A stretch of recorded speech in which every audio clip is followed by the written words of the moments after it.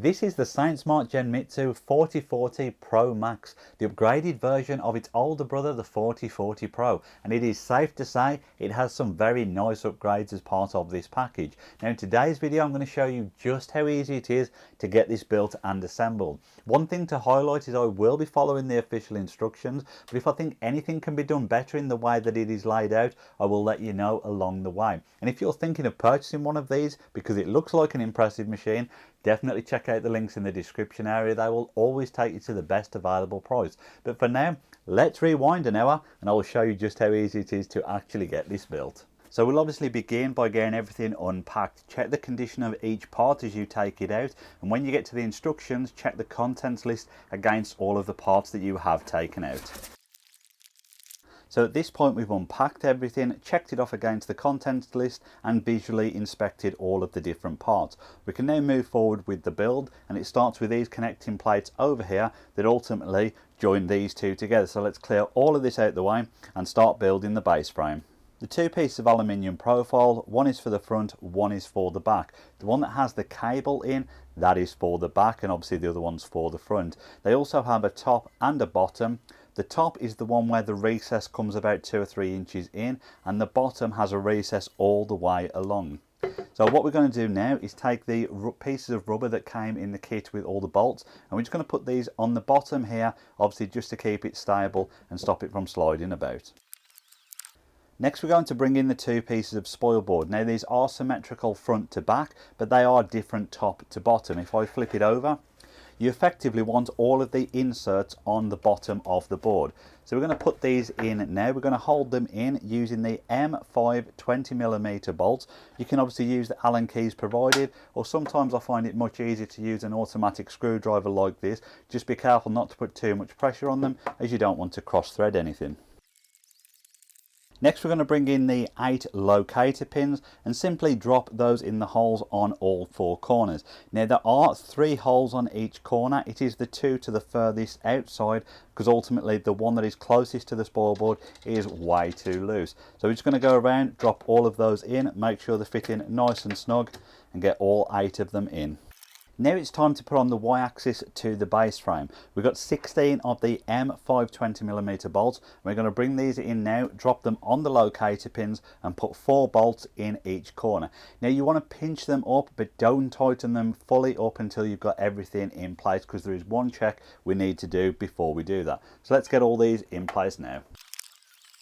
These things really do make life much faster when assembling something like this. I will put a link down in the description area if anyone is interested. Now before pinching all the bolts up, we just need to check the frame is square. It should be, because the last one I built of this was perfect, but just to be sure, take a tape measure, go from corner to corner, take the measurement, 8, 4, 5, do it on the opposite way.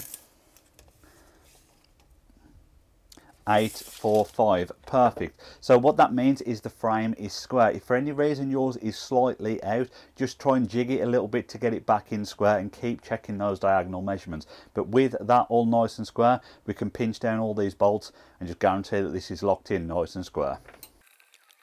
Next we need to prepare the machine to take the X-axis gantry. The first thing you need to do is turn the knobs on the rear of the stepper motor to guarantee the carriages are all the way at the back of the rail. Mine were already in that position, so we're good to move forward.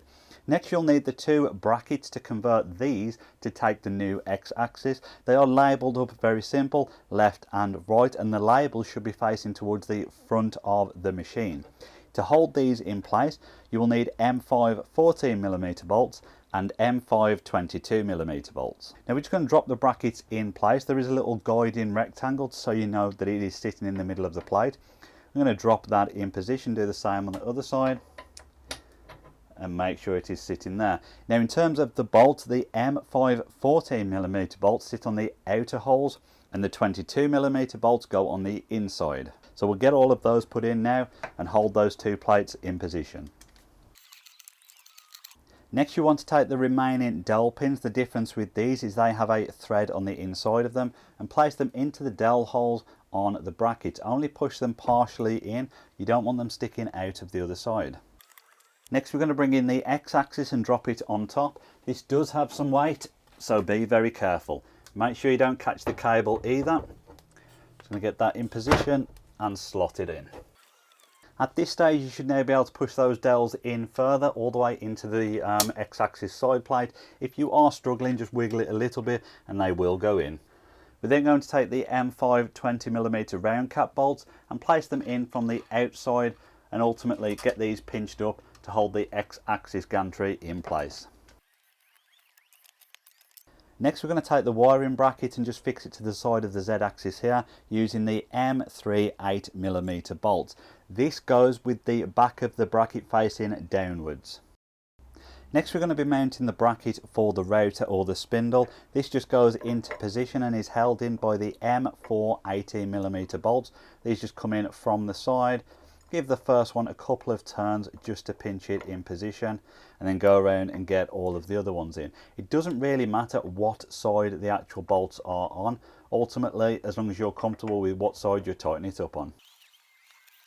Now technically you should try and align this holder up as best to the bed as possible. The problem is we don't know if this bed is square or not, so for now we've just put it in position. But obviously just make sure it at least looks square with everything that else is going on. We're now going to drop the router in place. Just simply slide it in. Keep the power button to the front of it with the power cable at the back. So obviously you want access to the power button and the speed control.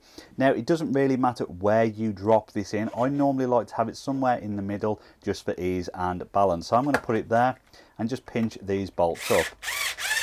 Now when it comes to pinching these up, do it sequentially. Do one first, give it a couple of turns, then do the next one, give it a couple of turns and go back and forth between the two of them. If you try and clamp one too fast on its own, you will have some issues. But ultimately, once it starts to grip the router, you can release that and just go around and keep pinching these up bit by bit. Now as you do this, it will start to get tight. Do not over tighten them. These are fine threads. You can ruin them very easy. So just pinch it up bit by bit, and once it starts to feel like it's getting very tight, leave it at that. Now the other thing I like to do is just take a Sharpie or a marker pen and just put a black line either on the top or on the bottom.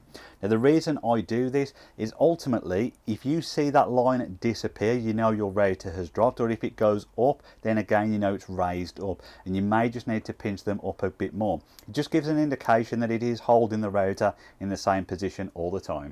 It's now time to go around and connect all of the cables up. The thing I love about this machine is there's hardly any connections to do. You've got the big main cable coming from the control board to the box at the back here.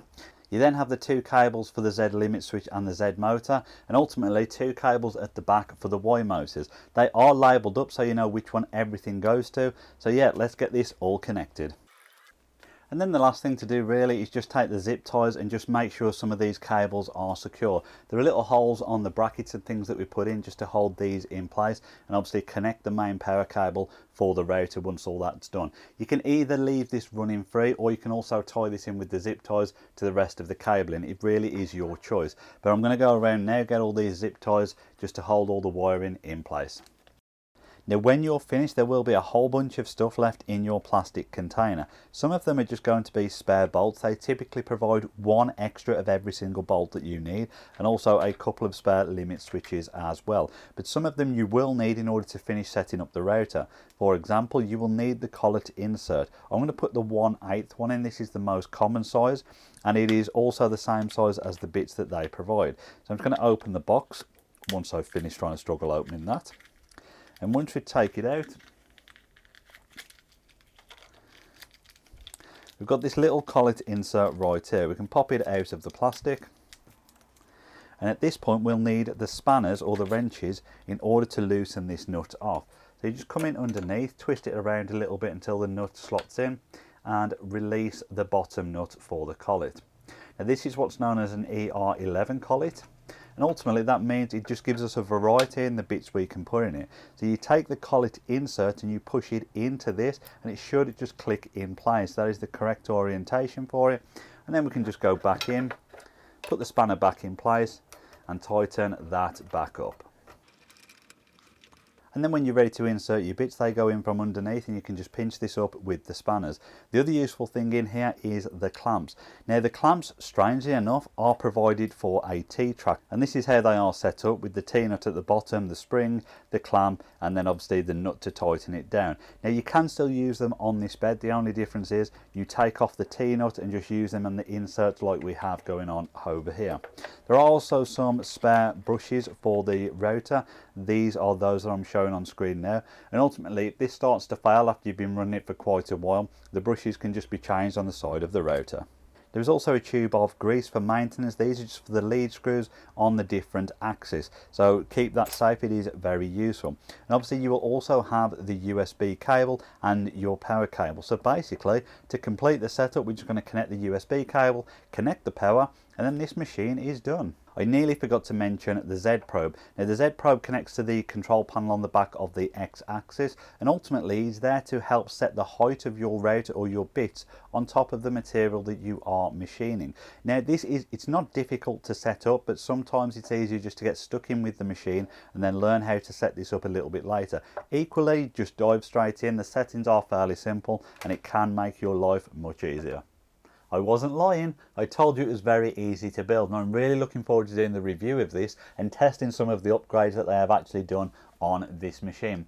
Now obviously the next step from here is to get this all connected to your computer, get it up and running and do your first test job. Now there will be a link up in the corner to my video that walks you through all of these basic steps, even down to the correct way to clamp your material down. So definitely go and check out that video next, because it'll show you how to get this all set up on your computer and get it up and running. I do hope you've enjoyed this video. If you have, please give it a thumbs up and make sure you subscribe. Thank you all very much for watching, and final thanks as always goes to my patrons. If you want to get involved for one-to-one help, giveaways and early access to content, then definitely check out those Patreon links in the description area below. I'll see everybody on the next episode.